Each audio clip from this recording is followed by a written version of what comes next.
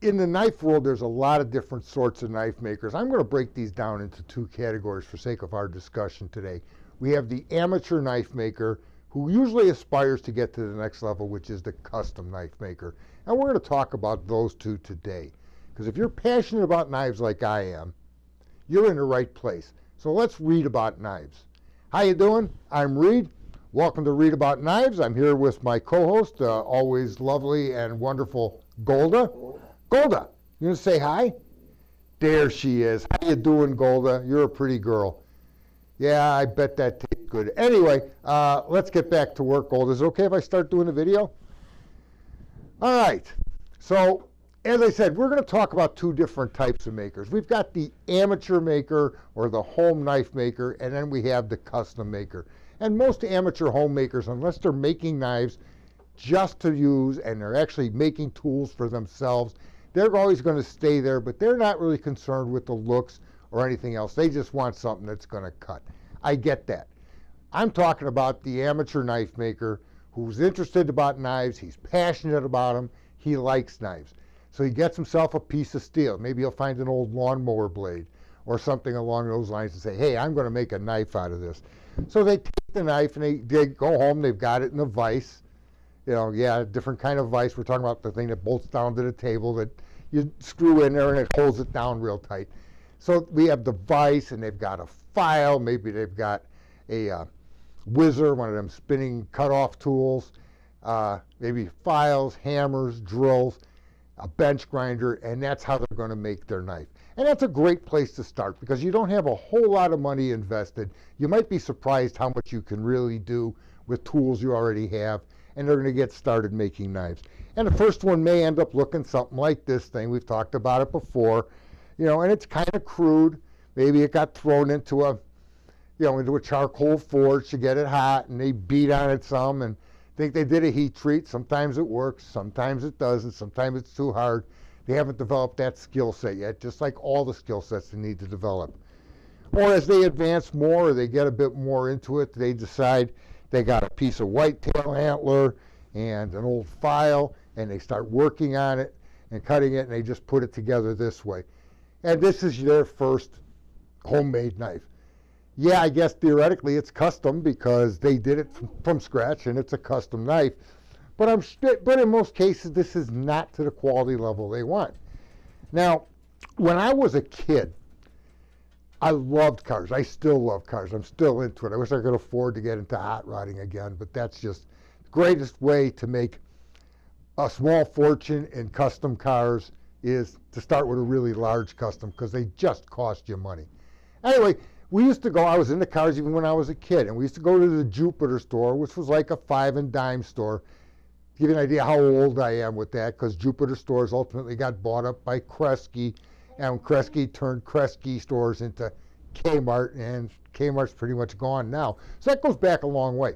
Anyway, we used to go to the Jupiter store because they used to have AMT and Revell and MPC, Lindbergh plastic models. And they would sell plastic model cars, the 124 scale plastic model cars, and they used to sell them for 99 cents, which was a week's allowance, so I would maybe save up, but we'd get the car and be so excited about it.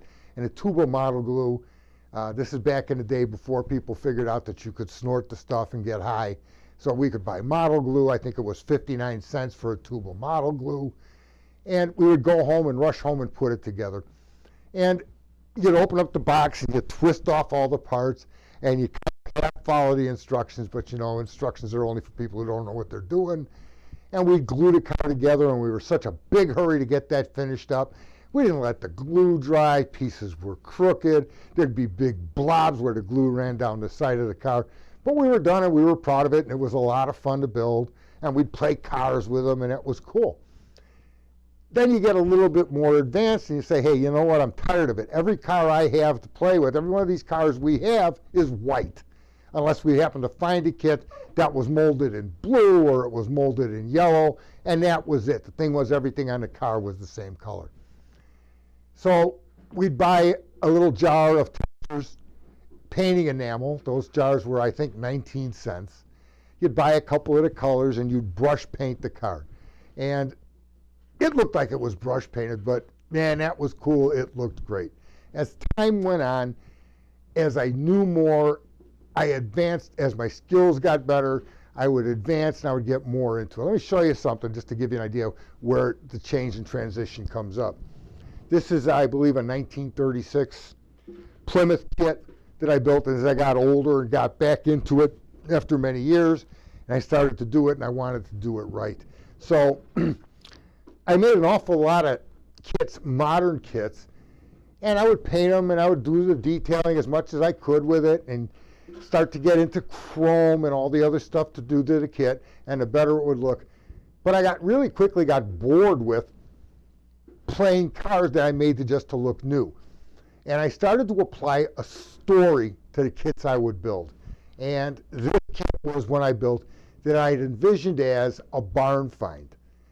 Somebody goes to an old barn and they look inside, and here they find this old 36 Plymouth, and they push it out of the barn. Since it's been sitting there all these times, it's got a little bit of a Texas suntan where the paint is rusted away, which is a lot of work to simulate when you realize this started out as white plastic, and you would put primer on it. Then I would spray on rust colored paint with my airbrush, and then I would put the body color on, and I would have to make the body color. When I sprayed it on, it would have to be a little bit dry, and I'd push it with a dull coat, and then I would lightly sand away to all the spaces where the rust are. And I think it came out real good. So this barn find car is a 36 Plymouth, but it used to be a moonshine runner. And the story I had in mind while I was building it was, this was the car the guy used to run moonshine, and he'd go to the guy who had the still, and in the back of his Plymouth, he had put in a tank. I don't know if you can look at it and see it closely through the window. If you ever buy the Mantuary, stop in, ask me about the Plymouth. I'll show it to you because I have it in a display case here. But you can see that this moonshine runner didn't want to settle for the 6-cylinder Plymouth that was in it, and he got a Studebaker V8 and put a supercharger on it and 3 2-barrel carburetors. I actually wired the engine. There's little wires in there, spark plug wires, and a radiator hose, and all these little fine details and linkages. And I spent a lot of time, and I built basically a custom car. So that's where my progression into building model cars, it relates to knives too. That's why we're looking at a car and we're doing a knife video, because it relates to knives too. This is, in my mind, the equivalent of that 99-cent kit that somebody picked up and they stuck it together, you know, glue marks and glue spots and so forth. But this was to the best of his ability. The way you step from this sort of thing, you have to realize that just like in the car, the devil's in the details. It's a matter of taking your time. The problem is that very often you don't really know what detail, that the details take a lot of time. I weathered a lot of plastic model cars until I developed the skill to get the technique down to really get it to what I thought it should be, custom knife. So the devil's in the details, but you don't know which detail to work with. You don't know which detail to change. And I was thinking about this the other day, and thinking about custom knife makers and going from the hobby maker into the custom maker, into making knives that you can sell and be proud of and not be embarrassed when you see it a year later and go, geez, what was wrong with me? Instead, you have something you're proud of. And what I ran across was, I remembered the concept. It's called the Pareto Principal. And Pareto was an economist, and it's an economic theory. And it really seems to hold true when I think back to things that have happened. The Pareto Principle, to break it down, to make it real simple, is that 80% of desired results come from 20% of your efforts. To simplify that a bit, is that if you do 100 things, make 100 changes, take 100 steps, 20 of them are going to make a difference. And 80 of them really don't matter. You may not know which 80 when you start. You may not even know which 100 are making up that 20. But it's a total sum of all of them there. Now, changing 100 things when you're hand making a knife 100 things are pretty rough. I don't know that I could come up with 100 things unless I started getting into real nitty gritty, and it just gets stupid. But 10 things seems to be a bit of a challenge when you're starting. So let's use 5. So you make 5 changes. And those 5 changes you make will result in 1 that makes a bit of a difference. To give you an example, for example, I mean, I use this knife as an example all the time. I'm kind of glad I got it from the guy I got it from. Didn't pay a whole lot, but I'm glad I got it because it's a perfect example of this. One of the basic principles in custom knives and designing knives and making them is something called visual tension. Visual tension is really fooling your eye, getting your eye to pay attention, to lock down on it. When you look at this, you just kind of look at it and you see it as it's whole and it's a knife. You recognize it as a knife and you're done looking because there's nothing there that's going to pull your eye to it. Now, when we talk about visual tension, here's one that has a ton of visual tension. This is that Lamson I always talk about because I love this knife. It is just, it's incredibly cool. When I sell it, I'm going to miss it. It'll be one that it's like, yeah, I remember when I had that Lamson. I probably shouldn't have sold it. Yeah, but I can't own all of them. If you look at this knife, when you look at it, you start to see the tiny little details. Obviously, Lamson, along his path, probably made more than 100 changes to get the small details there. Visual tension, in the case of this, where it hits me most, is along the back, the spine of the knife. If you pay close attention, this arc he really didn't have a lot of control over because that was the shape of the antler. But he used that to his advantage because we have a curve here, and your eye is naturally going to say, okay, that's an arc, and an arc goes off to infinity, or until it runs into itself. But instead of following that arc and completing it, your eye goes, wait a minute, this arc got broken up, and it forms a slightly lesser radius arc, and then comes back down to a bit more until you get down near the tip where it's got a tiny little swoop up. All of those things may be thousandths of an inch or tenths of an inch, tiny little changes, but all those tiny little changes turn into a knife, and into a knife that's very, very attractive, that would make you proud to own it. If we look at this one, yeah, you got a bunch of different lines and curves, but they're a hodgepodge.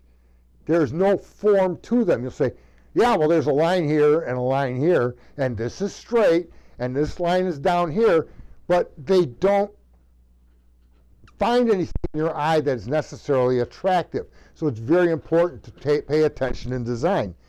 And it's not always that you have to go swoopy and move a far distance to get that visual attractiveness. I mean, here's one that has a tremendous amount of visual tension. This is a Vehement Knives. It's made by Matt Martin. This is a custom. Okay, and this is called a Tunnel Rat. And Matt's big thing is combat style knives, and that's what his strength is, and that's where his gift is, and I'm sure he can build beautiful hunting knives too. But if you know Matt and you watch the stuff he makes, it's the military style knives. Yeah, I know, Golda, I like Matt's stuff too. Anyway, if you look at this, there's a lot of visual tension here as well. Look at the curves to it. We start out down by the point, it's a spear point, and this comes up in a bit of an arc, and then again increasing the radius, and oh look, there's a flat right here to where it runs into the guard. The guard has its own lines, and when we get down to the handle, a commando style handle that swells up just the right size. It's not extreme because it doesn't need to be extreme. It's actually very comfortable that way as well. And then we get back to the butt, okay, and we get to the butt, if you look, there's a tiny little curve up before it rounds down to the actual end of the butt. Visual tension makes a tremendous amount of difference. And those are things that you can work on when you're designing the knife. You're sitting at the desk and you're trying to draw it. And I've always marveled when I've watched Mike Stewart, when we used to do grind-ins, people would design their knife and they would draw it on there and it's like, well, it doesn't look right. And Mike would, in a second, 2 passes with an eraser and 1 little line with a pencil, and poof, all of a sudden you got an attractive, good-looking knife. It's those attention to details. The devil's in the details. So if you get anything out of this video at all, okay, get out of that video. The devil's in the details. Spend the time. Do the best job you can, because making an excuse only lasts as long as those words are moving the air molecules. Do the work so people will see it and appreciate it. When you're just starting, every knife, look at it. What's happening? What do I change? If I change 10 things, 2 of them are going to make a dramatic difference, and you'll never know the 2. So the Pareto Principle, the devil's in the details. I hope you got something out of this. If you did, and this is the kind of content you like, definitely give me a comment on YouTube. I'll answer all the questions. Tell me what the 5 things that you think should be done to make a knife into a true custom. Let me know. So give me some comments. If you like this material, the best way to find out is click on the bell for the alerts. Subscribing would be a terrific thing, and I appreciate it. I think we covered all of it. Golda, did we cover all of it? I guess Golda thinks we did, because she's now chewing on a treat. So I appreciate you stopping by. Thanks for coming. We're out of here.